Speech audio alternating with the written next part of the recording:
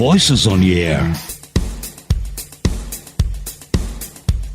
Hello. Greetings of the day and welcome to Youth Voices on Air. Brought to you by Global Changers, only on Broad FM 94.9. Namaste sabaijanalai. Greetings of the day wherever you are, however you are. Hope you're doing well. This is Youth Voices on Air, brought to you by Global Changers on Broad FM 94.9. So, this is the very first episode of Youth Voices on Air, and introducing myself. My name is Arnav, I'm your host, and we are co-hosted by Sonia. Say hi, Sonia. Hello everyone, my name is Sonia. Thank you so much, Arnav, for introducing the show, and I'm passing the mic to you. Thank you, Sonia. So, आजको हामीको very first episode of the show, and to give it a very quick rundown, let me start by saying what the show exactly is. So it's exactly what the title sounds like, Youth Voices on Air. So this is our effort. It's an effort from Global Changers, our efforts as youths to bring about the voices of youths on air, on broadcasted air to you in an uncut, unfiltered, unedited way.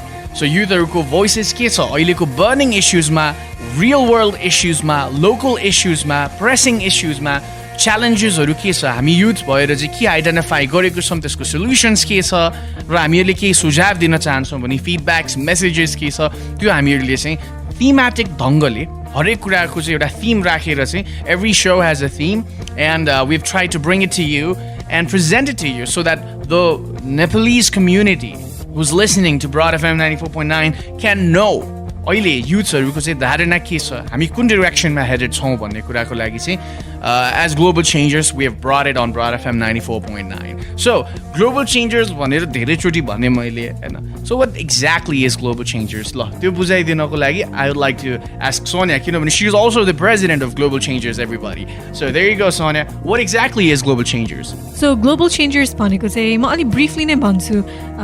It's a youth-led organization र हामीले चाहिँ youthलाई नै empower गरेर different sustainable development goals, democracy, human rights र यस्तै relevant सेक्टर्सहरूमा चाहिँ हामी काम गर्दैछौँ र गर्दै आइरहेको पनि छौँ र हामीले गरिराखेको प्रोग्राम चाहिँ युथ भोइसेस अन एयर मात्र नभएर चाहिँ डिफ्रेन्ट अवेरनेस क्याम्पेन्सहरू रन गर्छौँ, वेबिनार्सहरू, युथ एडभोकेसी प्रोग्राम्स, रिसर्च र हाम्रो मेन प्राइमरी फोकस चाहिँ it's always been on youths र युथहरूको ओपिनियन के छ, युथहरूको स्किल्सलाई अगाडि लिएर आएर कसरी प्रोडक्टिभ बनाउने र युथहरूलाई नै लिएर डिफ्रेन्ट कार्यक्रमहरू रन गर्ने, यो चाहिँ हाम्रो मेन प्राइमरी गोल हो र अल्दो यो ग्लोबल चेन्जर्स चाहिँ नेपालमा बेस्ड छ, but it works to empower youth globally with international involvement. So Arnav, passing the mic to you.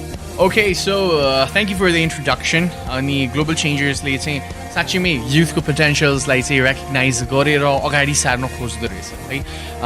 It is a very important thing, I think. Youths भनेको चाहिँ it's also considered, well, at least for me, म चाहिँ I do consider it as one of the biggest assets of a nation, one of the biggest assets of a nation, and not just a nation. I think there is the concept of being a global citizen at this point, because of all those digital infrastructures and the infrastructures, the technologies we have as a the world is a much more smaller place. Your voices are easily accessible, you just have to be in the right place at the right time. भन्ने जुन एउटा पुरानो concept थियो त्यो मात्रै चाहिँ अहिले आएर चाहिँ छैन जस्तो लाग्छ. It's about how you can present yourself, how far you can go with it हैन. यो कुराहरूमा चाहिँ झन् युथलाई नै सशक्तिकरण गर्नु, उनीहरूलाई इम्पावर गर्नु भनेको चाहिँ इट्स भेरी इम्पोर्टेन्ट. आजको नेसेसिटी पनि हो युथको इन्भल्भमेन्ट जतासुकै हुनुपर्छ जस्तो चाहिँ मलाई लाग्छ. त्यो चाहे पोलिटिक्समा होस् हैन, चाहे त्यो प्राइभेट सेक्टरमा होस्, किनभने युथले चाहिँ एउटा नयाँ पर्सपेक्टिभ लिएर आएर हरेक सेक्टरलाई चाहिँ एजलेस बनाउने चाहिँ एउटा क्यापासिटी हुन्छ जस्तो लाग्छ. किन हरेक समयअनुसार चाहिँ नयाँ एडभान्सेसहरू आइरहेको हुन्छ, त्यो कुराहरूलाई अगाडि लिएर चाहिँ नयाँ धारणा, सोल्युसन्स र बाटो देखाउन सक्ने क्षमता चाहिँ युथमा हुन्छ. And not to mention the energy that youths have, that too. So nevertheless, coming back to what our topic is, आजको theme. So यो प्रोग्रामले चाहिँ thematic ढङ्गले different themes-हरुको बेसिसमा चाहिँ youth voices-हरु collect गर्ने गर्छ र आजको topic भनेको it's an interesting one. It's called brain drain, मस्तिष्क पलायन, brain drain. So brain drain, it's a phrase that we hear all the time, but what does it really mean, right?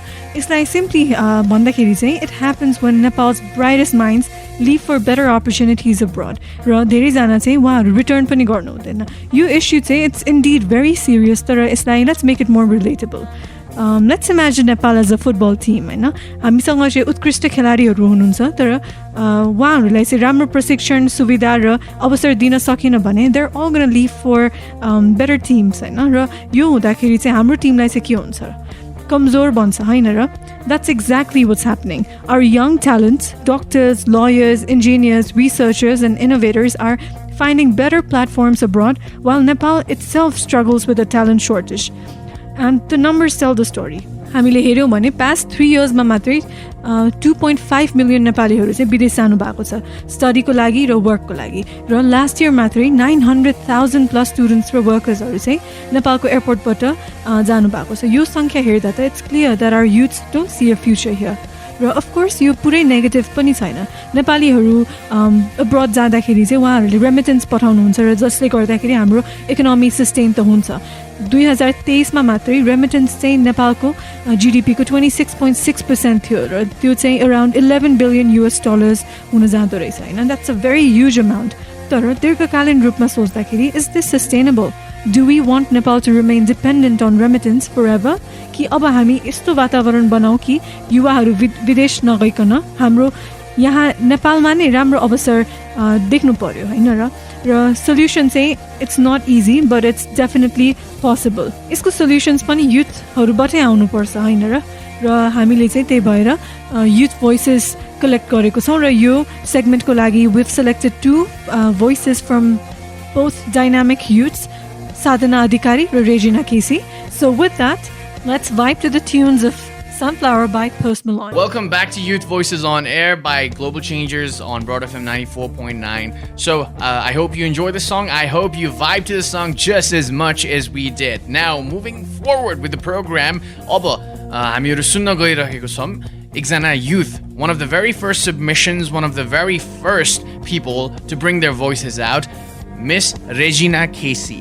So, उहाँको voice हामीले ल्याएको छौँ तपाईहरुको अगाडि जस्ताको तस्तै uncut, unfiltered, unedited. So let's hear what she has to say about brain drain. Brain drain in Nepal अर्थात् मस्तिष्क वा प्रतिभा पलायन शिक्षित र दक्ष जनशक्ति जुनै पनि राष्ट्रका लागि महत्त्वपूर्ण हुन्छन् तर यसले हाम्रो देशमा भने रित्तिदै गइरहेको अवस्था सिर्जना गरेको छ उत्तम अवसर र ज्ञानको खोजीमा नयाँ ठाउँमा जानु कुनै आपत्तिजनक कुरा होइन तर यहाँ देश नै विदेश पलायन भएको छ र फर्किने चाहना एकदमै न्यून यो कुनै शैक्षिक निकायको मात्र नभई सिङ्गो राष्ट्रको असफलताको संकेत हो हामी कता चुकिरहेका छौं प्रश्न एक छ तर उत्तर अनेक छन् गहिराईमा गएर हेर्ने हो भने न हामीसँग ठोस योजनाहरू न ठोस नीति नै छन् र छन् भने पनि त्यसको प्रभावकारिता शून्यमा सीमित हरेक देशको समृद्धि त्यहाँका दक्ष जनशक्तिमा निर्भर हुन्छ तर यस प्रतिभा पलायनको क्रमलाई रोक्नलाई न हामीसँग योजना नै छन् न त वातावरण नै आजकलका प्राय युवाको सपना हुन्छ विदेश जाने टन्न पैसा कमाउने र रिटायर लाइफ आफ्नै देशमा बाँचौला सिप सिकेर देशमा केही गर्न फर्कन्छु भन्ने साथीभाइ पनि वास्तविकता बुझेपछि फर्कने कल्पना गर्न सक्दैनन् किनभने विदेशमा सुरुमा थोरै कठिनाई आए तापनि समयसँगै जीवन सहज बन्छ जहाँ विदेशमा अवसरको प्रचुरता श्रमको उच्च मूल्याङ्कन र व्यक्तिगत स्वतन्त्रता हुन्छ स्वदेशमा उही बेरोजगारी अवसरको अभाव र असमान प्रतिस्पर्धाले पर्खिरहेको हुन्छ विदेशमा आर्जन गरेको ज्ञान सिप र अनुभवलाई प्रयोग गर्न समेत ठाउँ हुँदैन जसले गर्दा विदेशलाई नै स्वदेश मान्नुपर्ने बाध्यता हुन्छ यदि राष्ट्र प्रेमले भोको पेट भरिदो हो भने सायदै विदेश बाध्यता हुने थियो तर त्यस्तो हुँदैन र त्यति बेला देश प्रेमलाई मनमा थुनिदिएर बिदा हुनुपर्छ सङ्घर्ष गर्नका निमित्त जुन बाटोले सायदै देश बनाउला तर सपनाको महल जहाँ उनी र उनका परिवारको भविष्य सुनिश्चित हुन्छ त्यो पक्कै बन्छ अन्ततः प्रतिभा पलायन रोक्न विदेश पलायन हुनबाट रोकेर हुँदैन यसका लागि देशमै बस्ने अवस्था सिर्जना गर्नुपर्छ रित्ता बाचा देखाएर हुँदैन यसका लागि कागजमा सीमित नीति र आवाजमा सीमित भाषणलाई कार्यान्वयन गरेर विश्वासिलो व्यवस्था र युवा टिक्ने आकर्षक वातावरण सिर्जना गर्नुपर्छ देश तबसम्म अँध्यारो रहन्छ जबसम्म प्रतिभा र सिपले विदेशको उज्यालो रोज्नुपर्छ। धन्यवाद। Welcome back after vibing to the beautiful tunes of Viva La Vida by Coldplay. This song is such a beautiful song. I hope you enjoyed it. And moving forward with the program, Abba, we have brought to you the second and the final voice for today's episode. It's by Miss Sadhana Adhikari. उहाँको भनाइकी छ the brain drain को बारेमा. Let's hear from her word by word, uncut, unfiltered. Recited to you by Sonia. Brain drain is a growing issue in Nepal, but the youth alone cannot be blamed for it. The country offers limited opportunities for young people to utilize their potential, and even when they do find opportunities, the returns are minimal. Moreover, Nepalese society tends to value wealth and social connections over hard work and integrity. Talented and hardworking individuals often feel compelled to move abroad because they do not receive the recognition or opportunities they deserve. In contrast, in developed countries, skilled and dedicated individuals are highly valued, rewarded with benefits, and often given opportunities to grow. Meanwhile, those who rely on personal connections or engage in unethical activities often thrive in Nepal, while those with true potential are forced to seek a better future elsewhere. And that brings us to the heart of today's discussion. So what does the future really hold for Nepalese youth? Brain drain is not just a loss of individuals. I think it's a loss of potential. It's a loss of innovation, of progress. But at the same time, we cannot ignore the reality that there are many that leave because they do not see a viable future here. So just talking about what happened in 2024, let's just say 1.674 million Nepalese people, they left for work, studies, or permanent settlement abroad. Just looking at the data, it's like almost 66,835 individuals they chose permanent residency. So this isn't just a statistic. I think it's a direct reflection of how Nepalese youth perceive their future prospects.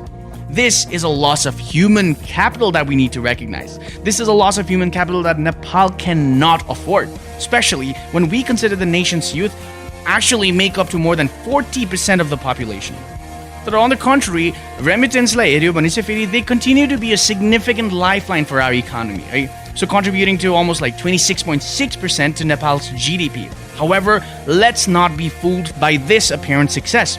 While remittances do fuel our economy, they also symbolize a reliance on outflowing human capital rather than cultivating domestic innovation. हामीलाई पैसा मात्रै आएर भएन तपाईले त वहाँ गएर त the youth, the people that are going abroad are selling their productivity and getting cash in return. अनि त्यो productivity उता बेचेर आएको पैसा मात्रै हामीलाई भएर भएन. हामीलाई त्यो पैसा मात्रै चाहिएको छैन. हामीलाई त source नै चाहियो नि. We need you. We need the Nepalese people. We need the Nepalese youth to cultivate it here. So it's not just about policies or economic reforms. It's about shifting mindsets, making Nepal a place where talent thrives, not just survives. A place where returning to home could potentially be seen as an opportunity and not a compromise. So let's just not forget the fact that our generation, we really hold the power to redefine Nepal's future. If we demand better opportunities to push for innovation and work towards sustainable growth, we can change the narrative. I think the question is no longer why are people leaving, but rather, what are we doing to bring them back?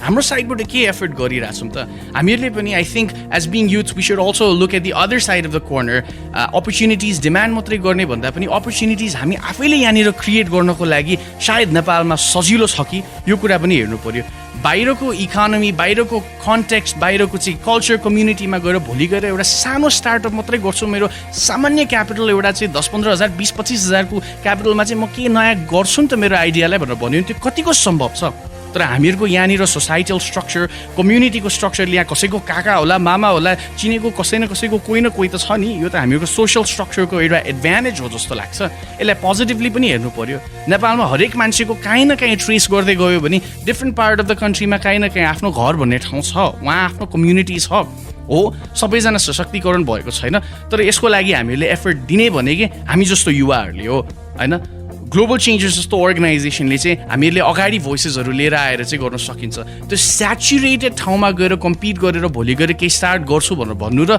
यहाँनिर जसमा चाहिँ एउटा culture society र सबै कुराले चाहिँ सजिलो छ एक हिसाबले त्यसमा गर्नको लागि यहाँनिर धेरै सजिलो हुनसक्छ जस्तो मलाई लाग्छ है so this is also one perspective that we should not forget to look at And just simply talking about the economics of how things could potentially be outside versus Nepal, savings, expenses भन्ने कुरा यो छुट्टै छ, त्यो पनि हामीहरूले एकचोटि निहालेर हेर्न सक्छौँ। तर आखिरमा हामी युवा पुस्ता होइन, वी अस युथ हामीहरूले नै गरेर चाहिँ चेक एन्ड ब्यालेन्स गर्न सक्छौँ। इभन गभर्मेन्ट सेक्टरले पनि कतिपय प्रोग्राम्सहरू लन्च गरिरहने हुन्छ जसले चाहिँ युथ अन्टरप्रेनर्सलाई चाहिँ अवार्ड गर्ने, अनुदान दिने आदि इत्यादि प्रोग्राम्सहरू हामीले सुनि नै राखेको हुन्छ। आखिर कार्यान्वयनमा चाहिँ भएन भन्ने कुराहरू पनि सुनिन्छ। त किन भएन?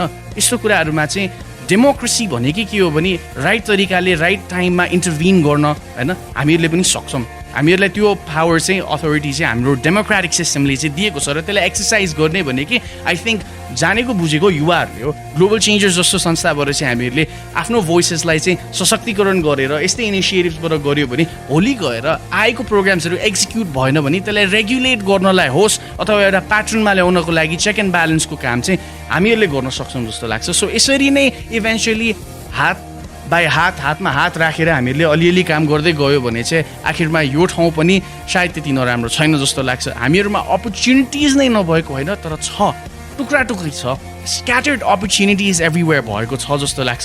र त्यसको लागि चाहिँ एउटा कमन